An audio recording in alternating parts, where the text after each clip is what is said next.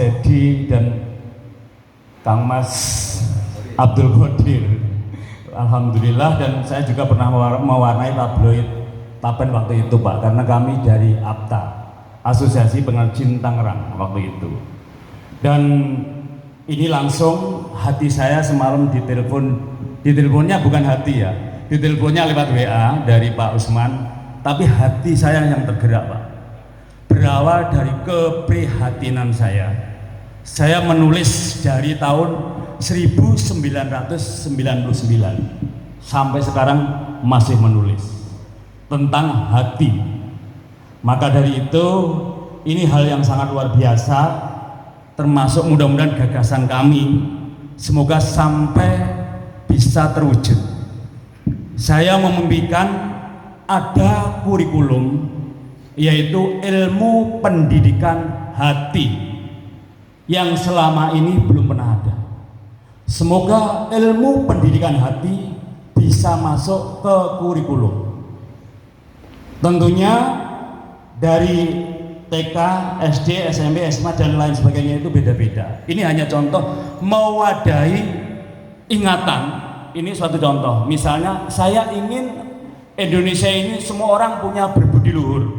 Waktu itu Pak Harto dari SD, ini Budi, ini Bapak Budi, ini adik Budi, ini kakak Budi.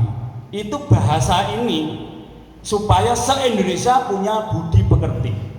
Nah, kami ingin mewadahi ilmu pendidikan hati ini, misalnya dari TK. Hari ini pelajarannya ilmu pendidikan hati, tapi di situ yang disuarakan sayonara sampai berjumpa pulang. Buat apa susah? Buat apa susah? Susah itu ada gunanya. Ini kan nyangkut hati. Cuman bahasa hati ini sudah terdengar dari sejak dini. Kemudian SD, ini hatiku, ini hati bapak, ini hati adik dan sebagainya. Kemudian SMP mulai dari fisiknya. Hati adalah segumpal darah, bla bla bla dan sebagainya. Kemudian SMA mulai ke cinta, mulai ke rasa. Dan kemudian S1 sudah mulai kenal hatinya.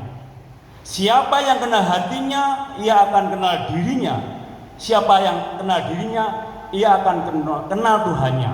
Man arafan nafsahu faqad arafa rabbahu. Dengan harapan siapapun di negeri ini S1 sudah kenal Tuhannya semua. Ini masukan dari kami.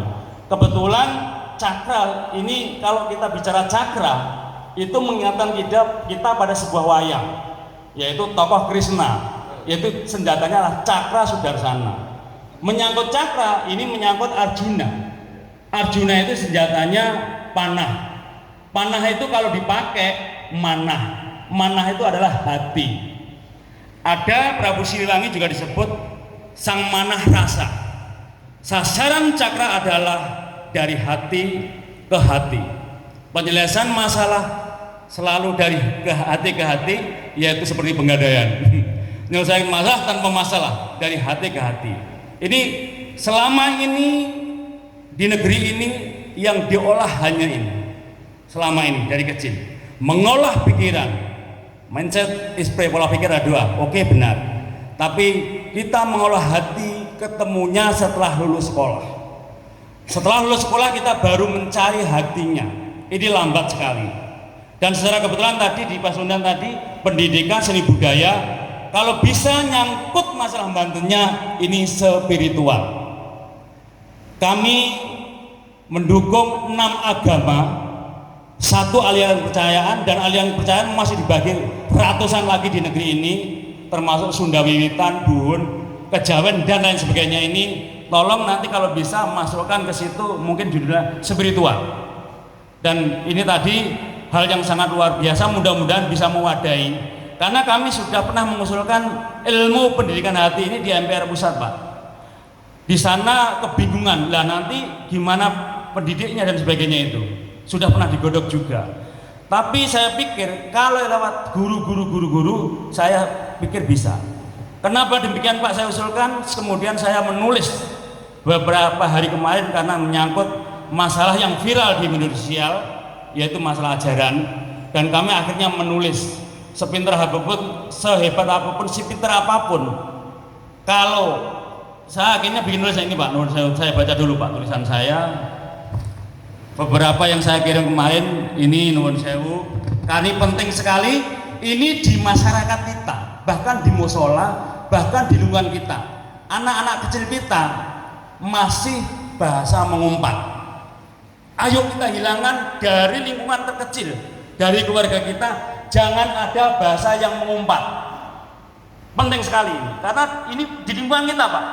Saya pun udah pernah waktu itu usul di sekolah Dewi Kunti, beliau juga kerepotan juga. Ayo bersama kita mulai, jangan ada bicara di negeri ini yang mengumpat.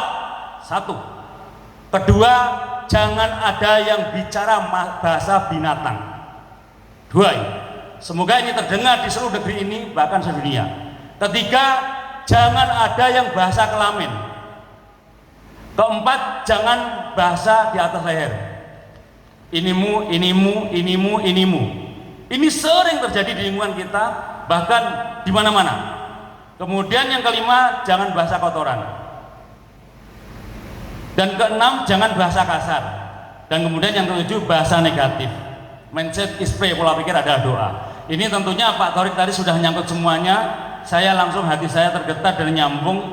Memang untuk menemukan kesuksesan apapun ini adalah satu, berbagi sama ibu. Ini kuncinya. Kemudian saya ini masukan yang penutup, apapun yang mengajarkan kebaikan akan mengembang. Islam mengajarkan kebaikan mengembang. Saya punya organisasi namanya PSHT, Setia Hati Terate, pencak silat, di mana-mana ada, itu bisa ngembang karena ngajarin kebaikan, ngajarin masalah hati.